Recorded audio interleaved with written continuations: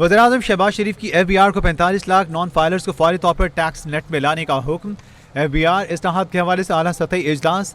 इस दौरान अहम इंकशाफ हुआ है कि 45 लाख नॉन फाइलर्स टैक्स अदा करने की अहलियत रखते हैं लेकिन टैक्स नेट में नहीं है। FBR के इजलास में अहम इंकशाफ। टैक्स रेवेन्यू बढ़ाने के लिए इन अफराद को टैक्स के दायरे में लाया जाए, वज़ीर-ए-आज़म का FBR को हुक्म। वज़ीर-ए-आज़म शहबाज शरीफ की FBR को 45 लाख नॉन फाइलर्स को फौरी तौर पर टैक्स नेट में लाने का हुक्म। FBR इस्लाहात के हवाले से आला सतही इजलास। जायज़ा इजलास के दौरान अहम इंकशाफ हुआ कि 45 लाख नॉन फाइलर्स टैक्स अदा करने की अहलियत रखते हैं लेकिन टैक्स नेट में नहीं है।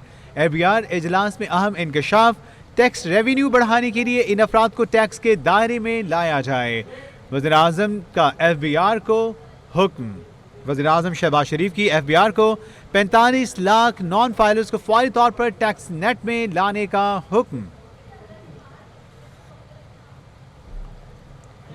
FBR इस्लाहात के हवाले से आला सतही इजलास। जायज़ा इजलास के दौरान अहम इंकशाफ हुआ कि 45 लाख नॉन फाइलर्स टैक्स अदा करने की अहलियत रखते हैं लेकिन टैक्स नेट में नहीं है।